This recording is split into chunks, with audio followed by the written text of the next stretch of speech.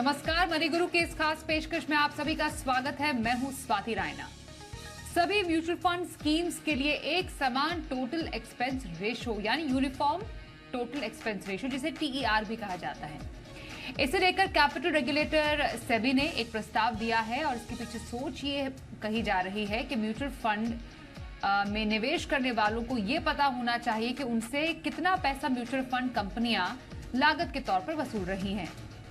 अब इस कदम से पारदर्शिता तो आएगी ही। अब सेबी ने सभी स्टेक होल्डर से 1 जून तक इस प्रस्ताव पर टिप्पणी भी मांगी है। इस पर जरा हम चर्चा आज करने जा रहे हैं कि एक समान टोटल एक्सपेंस रेशो के क्या फायदे हो सकते हैं निवेशकों के लिए और एएमसी के लिए कैसा असर इसका हो सकता है। हमारे साथ इस वक्त हैं Pankaj Matpal, MD optima money. उनका स्वागत करते हैं हमारे आज के इस खास कार्यक्रम में और जानने की कोशिश करेंगे कि सेबी के इस कंसल्टेशन पेपर में निवेशकों के हित की क्या बात छुपी हुई है जो आप सबके लिए जाननी और समझनी जरूरी है। पहले बहुत ही आसान भाषा में पंकज जी आपसे जानना चाहेंगे, एक समान टोटल एक्सपेंस रेशो सेबी ने कहा है कि एक समानता लाई जाए जितने भी चार्जेस होते हैं किसी एक म्यूचुअल फंड के। क्या कहा है सेबी ने अपने इस कंसल्टेशन पेपर में, क्योंकि उसके बाद रायशुमारी की जाएगी स्टेक होल्डर से और उसके बाद ही इस पर नियम बनेंगे, तो ये सिर्फ एक कंसल्टेशन के स्टेज पर है अभी, लेकिन जानना और समझना जरूरी है इसकी अहमियत भी। तो सर जरा आसान भाषा में समझाएं, क्या कह रही है सेबी? Swati ji, good evening. देखिए, ये इन्वेस्टर्स के हित में सेबी ने सोचा है कि जो एक्सपेंस रेशियो है, बेसिकली मैं बता दूं कि जो टोटल एक्सपेंस रेशियो होता है उसके अंदर आपके फंड मैनेजमेंट की फीस हो या फिर मार्केटिंग एक्सपेंसेस हो या एडमिनिस्ट्रेटिव एंड ऑपरेशनल एक्सपेंसेस हो, वो सब इंक्लूड होते हैं। लेकिन इसमें होता यह है कि फर्स्ट 500 करोड़ का जो असेट अंडर मैनेजमेंट है उसके ऊपर 2.25% तक का एक्सपेंस रेशियो चार्ज किया जा सकता है। इक्विटी स्कीम की मैं बात कर रहा हूं। उसके बाद अगले 250 करोड़ के ऊपर फिर वो कम हो जाएगा, फिर उसके बाद फिर वो कम होता जाएगा। लेकिन अब यहां पर यदि कोई छोटी स्कीम है जिसका असेट अंडर मैनेजमेंट जो है वो टोटल पैसा जो है वो कम है, तो इसका मतलब वहां पर एक्सपेंस रेशियो ज्यादा चार्ज हो सकता है। और ऐसा फंड जिसका फंड साइज बड़ा है वहां पर एवरेज देखेंगे एक्सपेंस रेशियो का तो वो कम होगा। तो यहां पर यूनिफॉर्मिटी नहीं है और इसकी वजह से कई बार ऐसा होता है कि कुछ डिस्ट्रीब्यूटर्स वो स्कीम ज्यादा पुश करते हैं या सेल करते हैं जहां पर ब्रोकेज ज्यादा मिलने की संभावना होती है। तो इस सबको खत्म करने के लिए और सही मायने में किस तरह से यूनिफॉर्मिटी हो, अब सेबी ने ये कंसल्टेशन पेपर जारी किए हैं जिसके आधार पर आगे ये जो रेगुलेशंस हैं, जो नियम हैं वो बनेंगे। और इसमें कई बातें हैं, ये तो सिर्फ एक्सपेंस रेशियो को लेकर यूनिफॉर्मिटी की बात है, लेकिन चाहे वो स्विच करने की बात हो, कई बार चर्निंग होती है, एक स्कीम से दूसरी स्कीम में स्विच किया जाता है ताकि ज्यादा कमीशन वाली स्कीम जो है वहां पर ज्यादा कमीशन मिल सके, तो उस पर भी लगाम लगाने की कोशिश की गई है। तो इस तरह से ये इन्वेस्टर्स के फायदे में ये होने जा रहा है।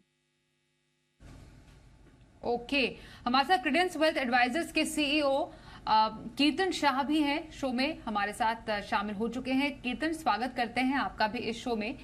तो सेबी कह रहा है कि एक जो एक्सपेंस रेशो है उसको ऑल इंक्लूसिव बनाया जाए, या ये कह सकते हैं कि उसको एक समान रखने की बात की जा रही है, यूनिफॉर्म टोटल एक्सपेंस रेशो की बात की जा रही है। पंकज जी ने एक स्वरूप दे दिया हमें कि हाँ सेबी क्या कहना चाह रही है, इसकी मंशा क्या है। अब सेबी क्या कह रहा है कि इस टीईआर में क्या क्या शामिल होना चाहिए? स्वाति जी, सबसे पहले तो आज अगर हम जो टीईआर की बात कर रहे हैं, मान लीजिए किसी भी एक स्कीम का टीईआर 1.5% है, तो एक्चुअल इन्वेस्टर 1.5% से ज्यादा भरता है। कैसे? क्योंकि आज जो टीईआर है उसमें जीएसटी, ब्रोकरेज और एग्जिट लोड टीआर, ये तीनों कंपोनेंट अलग से एग्जिस्टिंग टीआर के ऊपर एड ऑन किए जाते। तो सबसे पहले तो सेबी कंसल्टिंग पेपर में ये कह रहा है कि आप जो एडिशनल टीआर के ऊपर जीएसटी, ब्रोकरेज और एग्जिट लोड टीआर लगा रहे थे उसे आप इंक्लूड कर दीजिए। वो एक सबसे पहला ऑफरिंग है इस पेपर में। तो मान लीजिए अगर मैं ये कहूँ कि किसी भी एक स्कीम में 1.9% का टीईआर है, ठीक है, तो अगर आप उसमें जीएसटी ऊपर से ऐड करेंगे तो तकरीबन 0.34% जीएसटी लगता है। मान लीजिए ब्रोकिंग चार्जेस जो आप खरीदते बेचते स्टॉक्स, वो अगर मैं 10 पैसा मान लूं, और एग्जिट लोड टीआर, ये एक ऐसा टीआर था जो इन स्कीम्स को अलाउ किया गया था एडिशनली चार्ज करने के लिए, जो स्कीम्स एग्जिट लोड अप्लाई करती थी, राइट। तो अगर मैं ये तीनों को जोड़ दूं तो 1.9% वाला जो टीआर है, जो थियोरेटिकली दिखाया जाता है, वो एक्चुअल इंडिविजुअल इन्वेस्टर 2.38 भर रहा था, राइट। तो पहले ये था कि आप टीईआर के ऊपर जीएसटी, ब्रोकरेज और एग्जिट लोड लगा दीजिए। अब सेबी ये कह रहा है कि आप एक टीईआर बताइए जिसमें जीएसटी, ब्रोकरेज और एग्जिट लोड ये तीनों ऐड कर दिया जाएगा। तो इससे होना ये है कि आपके टीईआर काफी कम हो जाएंगे। अब सेबी ने ये भी करा है कि आप एयूएम के बेसिस पे, तो पहले टीईआर कैसे कैप किया जाता था, स्कीम की एयूएम के बेसिस पे आपको बेंचमार्क दिए गए थे कि आप उस बेंचमार्क के ऊपर टीआर नहीं लगा सकते। अब सेबी ने ये यूनिफॉर्म करने के लिए स्कीम छोड़कर एएमसी के टोटल एयूएम पे इन बेंचमार्किंग को कर दिया। तो मान लीजिए अगर आपका एएमसी लेवल पे 1.5 लाख करोड़ का एयूएम है, इक्विटी में, तो आपकी स्कीम कितनी भी छोटी या बड़ी हो, आपको एक कैपिंग कर दिया जाएगा जिससे ज्यादा आप चार्ज नहीं कर पाएंगे। तो इससे होगा ये कि बड़ी एएमसी जब एनएफओ लेके आएंगी तो उनको भी बहुत ज्यादा रूम नहीं मिलेगा टीआर के लिए, क्योंकि टीआर आपके एएमसी के एयूएम लेवल पे किया जाएगा, राइट। तो ये जो टीईआर का इक्विटी में कैपिंग था वो पहले 2.25 था, इसे बढ़ा दिया गया है, 2.55 कर दिया गया है, क्योंकि GST, brokerage, exit load, TR ये तीनों ऐड करना था। और अगर आप नॉन इक्विटी में देखें तो इसे बहुत बड़े मार्जिन से कम कर दिया गया है। जो पहले मैक्सिमम कैपिंग था वो 2% था, अब नॉन इक्विटी में उसे 1.2% कर दिया गया। यानी इन चीजों की वजह से होना ये है कि आपके बड़ी जो एएमसी है, जिनका एएमसी लेवल पे काफी ज्यादा एयूएम है, उनके टीईआर काफी गिर जाएंगे और शायद छोटी एएमसी को उतना ज्यादा फर्क नहीं पड़ेगा। ओके पंकज जी, आपने शुरुआत में बोला था कि कई बार ऐसा होता है कि ज्यादा ब्रोकरेज वाली जो स्कीम्स हैं उसमें निवेश करने के लिए निवेशकों के लिए कहा जाता है, तो एक तरीके की मिस सेलिंग इसको कह सकते हैं, और ऐसी मिस सेलिंग रोकी जा सकती है इस कदम से। बिल्कुल स्वाति, जैसा कि यहाँ पता है कि अब एक तो स्कीम वाइज एएम ना होकर वो एएमसी वाइज डिसाइडेड है, तो डेफिनेटली उसकी वजह से आप अब ऐसा नहीं कर पाएंगे विद इन। मैं फंड हाउस की बात करूं, दूसरी बात क्या होती है कि जब स्विच करते हैं कई बार ऐसा होता है कि एनएफओ के दौरान भी आप देखेंगे कि पहले से इन्वेस्टमेंट किया हुआ है, पुराना इन्वेस्टमेंट है, और वहां पर क्योंकि स्कीम वाइज एयूएम जो था उसके बेसिस पर आपका टीईआर और उसके बेसिस पर आपका ब्रोकरेज तय होता था। तो जो पुरानी स्कीम में ऑलरेडी इन्वेस्टमेंट है, क्योंकि वहां पर फंड साइज बड़ा है जिसकी वजह से वहां पर ब्रोकरेज लिमिटेड है, कम है, लेकिन जो एनएफओ आ रहा है वहां पर ब्रोकरेज ज्यादा दिया जा सकता था। तो क्या करते थे, कई बार डिस्ट्रीब्यूटर्स एग्जिस्टिंग स्कीम से एनएफओ में स्विच करते थे, या फिर किसी और मामले में भी हो सकता है कि विद इन फंड हाउस कोई ऐसी स्कीम है जहां पर फंड का साइज बहुत बड़ा है, जहां पर ब्रोकरेज कम मिल रहा है, और दूसरी स्कीम है जहां पर फंड का साइज कम है, जहां पर ब्रोकरेज वहां पर ज्यादा मिल रहा है, तो वहां पर स्विच हो सकता था। बट अब ऐसा नहीं होगा, क्योंकि जैसा मैंने कहा कि अगर वो एएमसी लेवल पर है, फंड के लेवल पर नहीं है, तो पॉसिबल नहीं होगा। लेकिन इसमें एक बात और मैं बता दूं जिस पर क्लैरिटी नहीं है, यहां पर कंसल्टेशन पेपर में लिखा हुआ है कि एक स्कीम से अगर आप दूसरी स्कीम में स्विच करते हैं और मान लीजिए उस स्कीम में ब्रोकरेज ज्यादा है, तो जो कम ब्रोकरेज वाला जो स्कीम में पहले अगर कम मिल रहा था ब्रोकरेज, वही ब्रोकरेज आपको नई स्कीम में मिलेगा। लेकिन ऐसे में अगर हम बात करें एसटीपी की, सिस्टमेटिक ट्रांसफर प्लान, हालांकि मुझे उम्मीद है इस कंसल्टेशन पेपर पर जब राय दी जाएगी, तो जब आखिर में ये रूल तय होगा तो उसमें इस पर जरूर क्लैरिटी आएगी। लेकिन अभी तक की बात करें तो इसमें ऐसा लिखा हुआ नहीं है कि आप यदि एसटीपी करते हैं तो वहां पर तो बेशक, क्योंकि जो एसटीपी होती है वो हमेशा डेट फंड से इक्विटी फंड में की जाती है, और डेट फंड पर ब्रोकरेज कम होता है, इक्विटी में ज्यादा होता है, और सेबी कह रही है कि आपको जो लोअर ब्रोकेज था वही मिलता रहेगा। तो ऐसे में तो शायद फिर एसटीपी जो है ये पूरा सिस्टम ही शायद आगे चल ना पाए। लेकिन ये सिर्फ कंसल्टेशन पेपर की बात है और मुझे उम्मीद है कि सेबी इस पर ध्यान देगी और इसको सही करेगी। बट डेफिनेटली आपने जैसे कहा कि जहां पर ये इरादा था मिस सेलिंग का कि आप स्विच करते थे जानबूझकर या डिस्ट्रीब्यूटर्स इस बात को इन्वेस्टर से कहलवाते थे करवाते थे, वो बिल्कुल यहां से रुक जाएगा। वो इन्वेस्टर्स के लिए फायदेमंद होगा। बिल्कुल। क्या इसका इम्पैक्ट डायरेक्ट या फिर रेगुलर प्लान ऐसे प्लान में हो सकता है कीर्तन? क्योंकि जो लोग खुद से इन्वेस्ट करते हैं वहां पर हम देखते हैं कि फीस कम होती है डिस्ट्रीब्यूटर की, तो वहां पर भी कुछ इम्पैक्ट आप देख सकते हैं, या फिर समान रूप पर रेगुलर है डायरेक्ट प्लान है, दोनों पर एक समान इम्पैक्ट होगा इसका?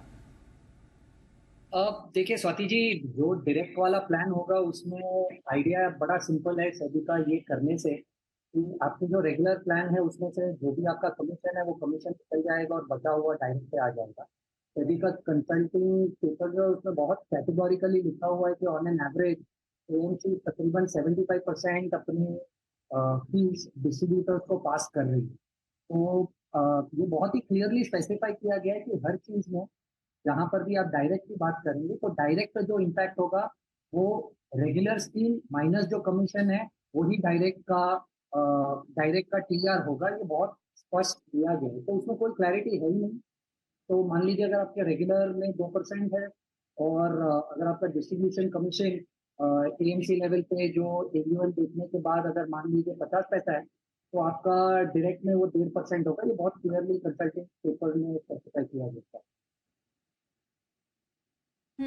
इसके अलावा जो इम्पोर्टेंट है पंकज जी वो है महिला निवेशकों के लिए जिनको इंसेंटिव का प्रस्ताव दिया गया है। इस पर आपसे एक विस्तार से जानना चाहेंगे कि महिलाओं के लिए क्या स्पेशल है इसमें? बिल्कुल स्वाति जी, महिलाओं के लिए भी और जो B30 सिटीज हैं म्यूचुअल फंड में क्या है कि टॉप 30 सिटीज हैं, उसके बाद में जो बियॉन्ड टॉप 30 होती हैं उनको B30 बियॉन्ड 30 सिटीज जो है मतलब टॉप 30 में नहीं आ रही हैं वो सिटीज होती हैं। और वहां पर म्यूचुअल फंड को ज्यादा पेनिट्रेशन मिले उसके लिए कुछ इंसेंटिव दिया जाता है।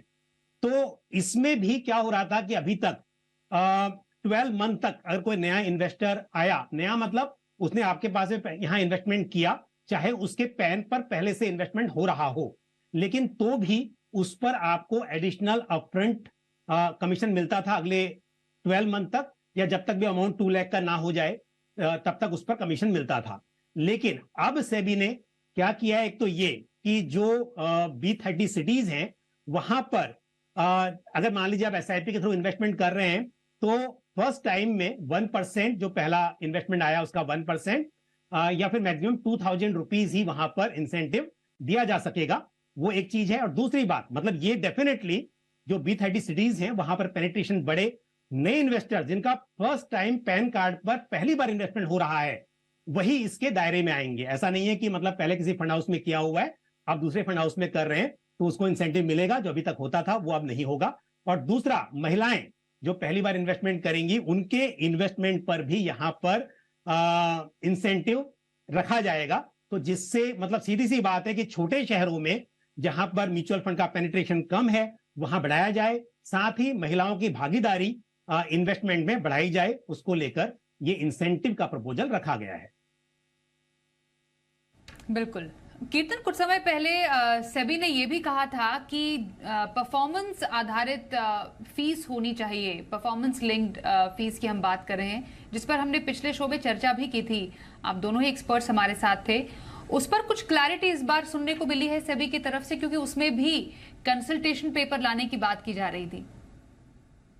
स्वाति जी, वो लास्ट टाइम हमने जो डिस्कस किया था उसके आजू बाजू ही डिस्कशन है इस कंसल्टिंग पेपर में भी। तो सेबी ने कह रहा है कि आप एक बेस फीस रख दीजिए और बेस फीस के ऊपर आप एक बेंचमार्क तय कर लीजिए, मान लीजिए इंडेक्स का रिटर्न, और इंडेक्स के रिटर्न को आप जितने से बीट कर पाएंगे उस पर एक परफॉर्मेंस फी दे दीजिए। इसका मतलब मान लीजिए अगर एएमसी के इस टीम का बेस फी 1% है तो आप 1% हर साल लेते रहिए, राइट। और अगर इंडेक्स ने 10% रिटर्न दिया और आपके स्कीम ने 12% रिटर्न दिया है, तो आपको एडिशनल जो 2% रिटर्न कमाया उसको परफॉर्मेंस फी ली। और अभी स्वाति जी, इसमें मुझे ऐसा लग रहा है कि प्रैक्टिकली इसे इम्प्लीमेंट करने में बहुत सारे चैलेंजेस हैं, क्योंकि सेबी ये कह रहा है कि जब तक इन्वेस्टर आपके फंड से एग्जिट नहीं होता, आप परफॉर्मेंस फी चार्ज नहीं कर सकते। इसका मतलब मैं अगर बेस फी 1% पे रख रहा हूँ और कोई इन्वेस्टर 10 साल तक इन्वेस्टेड है, तो मैं सिर्फ 10 साल तक 1% चार्ज कर पाऊंगा, और 10वें साल पे जब इन्वेस्टर एग्जिट करेगा तब परफॉर्मेंस फी की कैलकुलेशन आ जाएगी। तो इतना ज्यादा परफॉर्मेंस फी डेफर करने के लिए एएमसी भी विलिंग होना चाहिए, जो मुझे लगता है काफी मुश्किल है।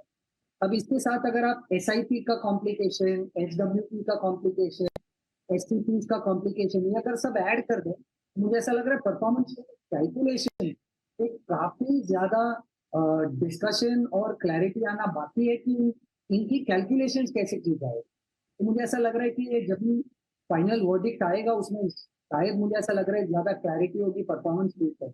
और फिलहाल तो जो हमने लास्ट टाइम डिस्कस किया था उसके आजू बाजू ही पेपर में भी डिस्कशन हो रहा है कि आप एक बेस फी ले लीजिए, बेस फी के ऊपर आप एक हर्डल रेट या इंडेक्स का परफॉर्मेंस मैप कर लीजिए, और उसके ऊपर अगर आपने परफॉर्मेंस दी तो आप एक फी चार्ज कर सकते हैं।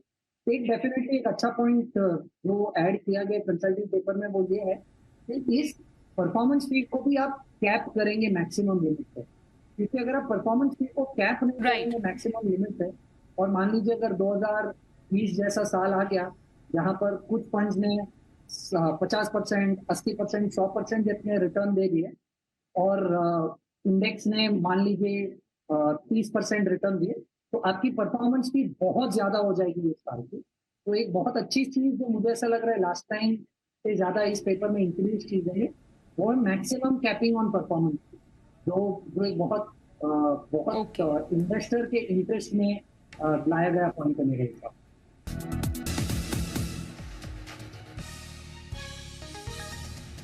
विदेश में क्रेडिट कार्ड से खर्चा करना अब आपके लिए महंगा साबित हो सकता है। जरा नियम को समझते हैं। हमारे साथ ऑप्टिमा मनी से पंकज मटपाल और क्रेडेंस वेल्थ एडवाइजर से कीर्तन शाह हैं। पंकज जी, क्या है ये नया नियम? मतलब विदेश में खर्चा करेंगे तो अब ज्यादा आपको टैक्स देना पड़ेगा?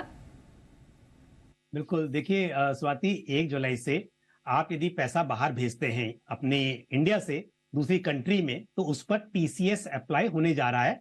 टीसीएस यानी कि tax collected at source.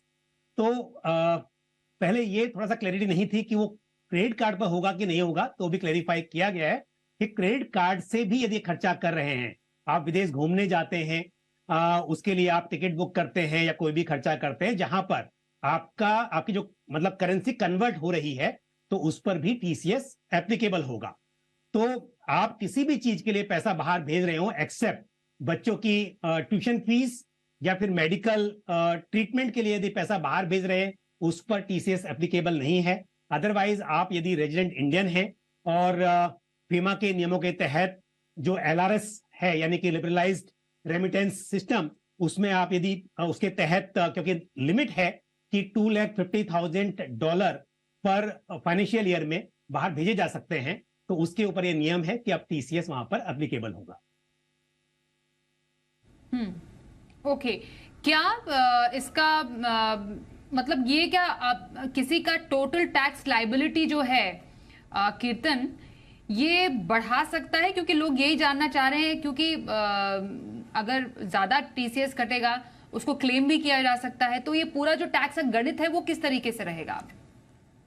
Swati ji, इससे आपकी टैक्स लायबिलिटी नहीं बढ़ती है। देखिए, टीसीएस क्या है? टीसीएस सिंपल लैंग्वेज में, अगर मैं स्पेन जा रहा हूँ, वहां पर कॉफी के लिए पैसा खर्चा कर रहा हूँ, और मान लीजिए कॉफी $10 की है, तो मुझे $12 का खर्चा करना पड़ेगा, क्योंकि $10 पे मुझे 20% extra tax collected at source भरना पड़ेगा।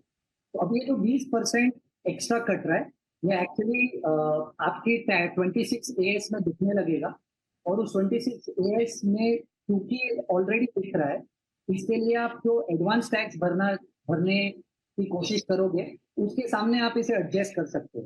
तो इससे आपके सिर्फ कैश फ्लो पे इम्पैक्ट आने वाला है, आपका टैक्स नहीं बढ़ने वाला। तो मान लीजिए अगर आज मैं 4 लाख रुपए का खर्चा करता हूँ किसी एक फॉरेन ट्रिप पे, तो 4 लाख के सामने मुझे 4,80,000 रुपया देना पड़ेगा, क्योंकि 20% टीसीएस होगा। तो जिसने भी मुझे ये 4 लाख रुपए का पैकेज बेचा है, उसके पास 80,000 रुपए ज्यादा आ गए। वो 80,000 रुपए मेरे नाम पे 26A में जमा कर देगा, और मेरी जो भी टैक्स लायबिलिटी है उसके सामने ये 80,000 रुपए ऑलरेडी जमा है, तो मुझे सिर्फ ऊपर के पैसे भरने हैं। तो ये सिर्फ आज आपसे ज्यादा कैश फ्लो ले रहा है, ये आप इसकी वजह से आपका टैक्स आउटफ्लो नहीं कर रहा। ओके पंकज जी, एक बात, एक क्लैरिफिकेशन, क्योंकि इसमें सवाल काफी ज्यादा आ रहे हैं, हम एक एक करके कोशिश तो कर रहे हैं कि इन सवालों के जवाब लोगों तक पहुंचाएं, लेकिन जो ट्रांसफर मनी का यहाँ पर जिसकी बात की जा रही है, अगर एक एनआरआई है जो नॉन रेजिडेंट इंडियन है, या फिर एक कोई ओवरसीज सिटीजन है, वो पैसे ट्रांसफर करना चाहते हैं एनआरई या फिर एनआरओ अकाउंट में भारत में, तो या उनके अपने जो बैंक अकाउंट में, तो क्या उन पर टीसीएस एप्लीकेबल होगा? नहीं स्वाति, पहली बात, यदि आप इंडिया में बात कर रही हैं कि एनआरई टू एनआरओ या एनआरओ टू एनआरई, या मतलब अपने अकाउंट में ट्रांसफर कर रहे हैं, तो वहां पर टीसीएस बिल्कुल एप्लीकेबल नहीं होगा। लेकिन बात यह है कि कई बार, मैं थोड़ा से आगे भी आपको एक्सप्लेन कर दूं, कि कई बार ऐसा होता है कुछ नॉन रेजिडेंट्स इंडिया में उनकी प्रॉपर्टी है जिसका रेंट आ रहा है, या प्रॉपर्टी सेल करते हैं। कई बार तो ऐसा भी होता है कि कुछ लोग विदेशों में जाते हैं और फिर अपना इंडिया का जो इंडिया की सिटीजनशिप है, जो पासपोर्ट है, उसको रिनाउंस कर देते हैं और वहां पर सिटीजन बन जाते हैं, लेकिन इंडिया में प्रॉपर्टी होती है जिससे इनकम हो रही होती है। तो उनको बड़ा एक टेंशन है कि ऐसे में यदि मुझे यहां से इनकम बाहर लेके जानी होगी तो उस पर क्या मुझे टीसीएस पे करना होगा। तो मैं बता दूं, क्योंकि हम बात कर रहे हैं एलआरएस की, जो नियम बदले हैं ये बदले हैं एलआरएस के लिए, और एलआरएस सिर्फ और सिर्फ रेजिडेंट इंडिविजुअल्स के लिए अप्लाई होता है। तो ऐसे में यदि कोई नॉन रेजिडेंट इंडिविजुअल है, और या फिर पर्सन ऑफ इंडियन ओरिजिन, या फिर ओवरसीज सिटीजन ऑफ इंडिया, तो वो लोग यदि इंडिया से पैसा बाहर लेके जा रहे हैं तो उसमें सिंपल है, अगर यदि वो अपने एनआरई अकाउंट से पैसे ट्रांसफर कर रहे हैं तो पूरी तरह से रिपेट्रेबल होता है। एनआरओ से कर रहे हैं तो 15CA 15CB फॉर्म भर के वो पैसे ट्रांसफर कर सकते हैं, उस पर उन्हें टीसीएस नहीं चुकाना होगा। तो ये तो बड़ा क्लियर है। और मैं एक बात और ऐड करूं, जैसा अभी कीर्तन ने बताया कि जो टीसीएस होता है उसका आपको क्रेडिट मिलता है और आपके एडवांस टैक्स के सामने आप एडजस्ट कर सकते हो। पर एडवांस टैक्स जो सैलरीड इंडिविजुअल होते हैं वो अक्सर नहीं भरते हैं। उनकी अगर कोई दूसरी इनकम नहीं है तो उस केस में, क्योंकि उनका टीडीएस जो कटता है वो तो सैलरी से कटता है, और जो टीसीएस कटेगा वो एडिशनल हो जाएगा। तो उनके लिए यह है कि जब आईटीआर फाइल करेंगे तब यदि कोई भी टैक्स लायबिलिटी उनकी और नहीं है एडिशनल, तो वो उसका रिफंड क्लेम कर सकते हैं। ओके, तो ये रही चर्चा और ये रहा जो पूरा फंडा है वो आपके विदेशी ट्रांजैक्शन पर टीसीएस की जो दरें बढ़ाई गई हैं उसका हमने पूरा ये नियम समझा। धन्यवाद करेंगे पंकज जी और कीर्तन आपका हमारे साथ इस चर्चा में शामिल होने के लिए। मनी गुरु में आज के लिए बस इतना ही।